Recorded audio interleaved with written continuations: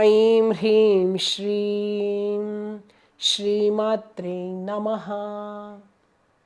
ಎಲ್ರಿಗೂ ನಮಸ್ಕಾರ.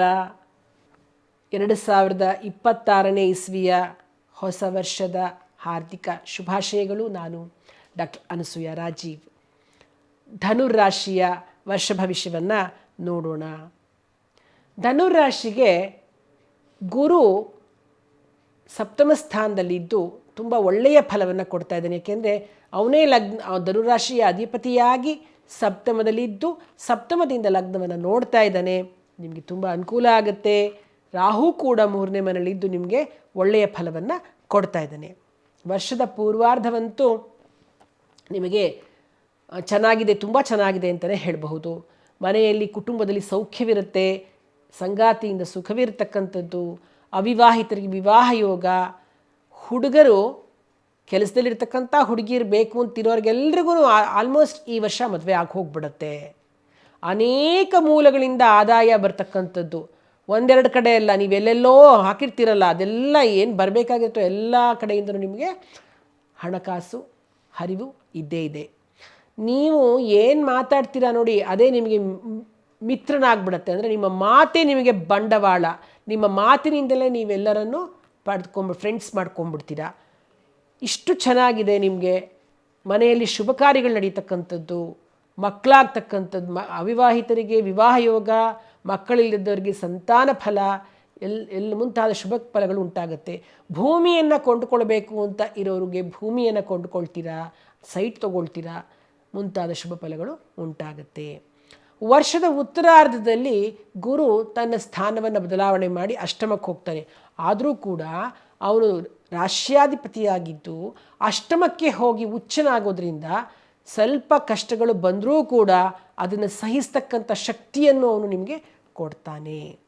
ಆದರೆ ಸ್ವಲ್ಪ ಸರ್ಕಾರದ ಕೆಲಸ ಕಾರ್ಯಗಳಲ್ಲಿ ಕಷ್ಟಗಳು, ಒಂದು ಸ್ವಲ್ಪ ಅಡಚಣೆಗಳಾಗುತ್ತೆ, ಸ್ವಲ್ಪ ಅಲ್ದಾಟಗಳು ಜಾಸ್ತಿ ಆಗುತ್ತೆ. ನೀವೇನಾದರೂ ಒಂದು ಕೇಸ್ಗಳಿದ್ದು ಅದನ್ನು ಸಾಲ್ವ್ ಮಾಡಿಕೊಳ್ಬೇಕು, ಆ ಥರದ್ದೆಲ್ಲ ನಿಮಗೆ ಸ್ವಲ್ಪ ತುಂಬ ನಿಮಗೆ ಎಳೆಯುತ್ತೆ, ಕೆಲಸಗಳು ಎಳೆಯುತ್ತೆ ಅಂತ ಹೇಳಬಹುದು.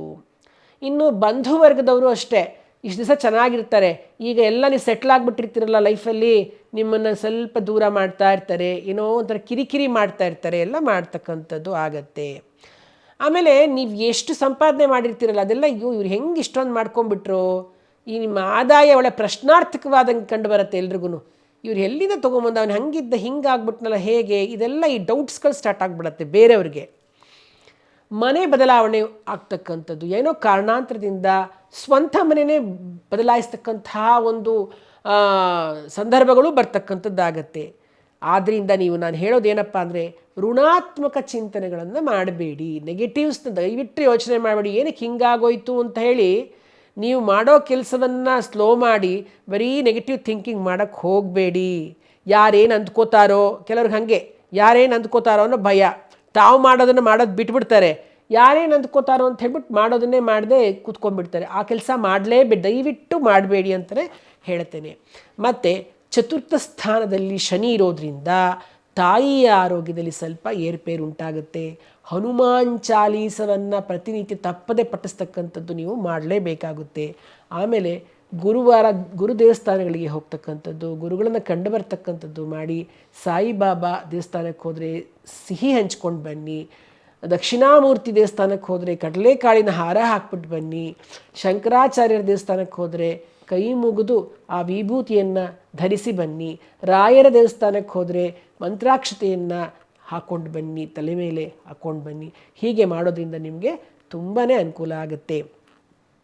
ಇಷ್ಟೆಲ್ಲ ಮಾಡೋದಲ್ದೇ ಕೇಸರಿ ಇರುತ್ತೆ ನೋಡಿ, ನಾವು ತಿಂತೀವಲ್ಲ ಕೇಸರಿ ದಳ, ಆ ಕೇಸರಿ ದಳವನ್ನು ಒಂದು ಎಲ್ಲೋ ಕಲರ್ದು ಬ್ಯಾಗ್ ಹೊಲ್ಕೊಂಬಿಟ್ಟಿರೋದೊಂದು ಚಿಕ್ಕದಾಗಿ ಒಂದು ಬ್ಯಾಗ್ ಸಿಗುತ್ತೆ ನಿಮಗೆ, ಅಥವಾ ಕೈಯಲ್ಲೇ ಹೊಲ್ಕೊಂಡ್ರೂ ಪರವಾಗಿಲ್ಲ. ಅದರೊಳಗಡೆ ಆ ದಳಗಳನ್ನು ಹಾಕಿ ಅದರಲ್ಲಿ ನೀವು 3 ಅಂತ ಬರಿಬೇಕು. ಬರೆದ್ಬಿಟ್ಟು ಅದನ್ನು ಕಟ್ಬಿಟ್ಟು ಆ ಚೀಲವನ್ನು ನಿಮ್ಮ ಪರ್ಸ್ನಲ್ಲಿ ಇಟ್ಕೊಂಡ್ಬಿಟ್ರೆ ಅಥವಾ ಜೋಬ್ನಲ್ಲಿ ಇಟ್ಕೊಂಡ್ಬಿಟ್ರೆ ಖಂಡಿತವಾಗ್ಲೂ ನಿಮಗೆ ಹೋಗಿ ಎಲ್ಲಿ ಏನು ಕೆಲಸಕ್ಕೆ ಹೋಗ್ತೀರೋ, ಹೊಸ ಕೆಲಸಗಳಿಗಾಗುತ್ತೆ, ಯಾವುದೇ ಕೆಲಸಕ್ಕೆ ಹೋದರೂ ಕೂಡ ಅದು ನಿಮಗೆ ಸಕ್ಸಸ್ನ ಕೊಡ್ತಕ್ಕಂಥದ್ದು ಆಗುತ್ತೆ. ಇನ್ನು ಧನುರಾಶಿಯಲ್ಲಿ ಬರ್ತಕ್ಕಂತಹ ನಕ್ಷತ್ರಗಳು ಯಾವುದಪ್ಪ ಅಂತಂದರೆ ಮೂಲ ನಕ್ಷತ್ರ, ಮತ್ತು ಪೂರ್ವಾಷಾಢ ನಕ್ಷತ್ರ ಹಾಗೂ ಉತ್ತರಾಷಾಢ ನಕ್ಷತ್ರ ಮೊದಲನೇ ಪಾದ.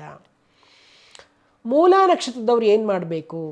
ಸರಸ್ವತಿಯ ಆರಾಧನೆಯನ್ನು ಮಾಡಬೇಕು. ಪ್ರತಿನಿತ್ಯ ಸರಸ್ವತಿಯನ್ನು ನೋಡಿ ಕೈ ಮುಗಿದು ಮಂತ್ರವನ್ನು ಹೇಳಿಯೋ ಅಥವಾ ಶ್ಲೋಕವನ್ನು ಹೇಳಿಯೋ ಹೋಗೋದ್ರಿಂದ ತುಂಬ ಅನುಕೂಲ ಆಗುತ್ತೆ.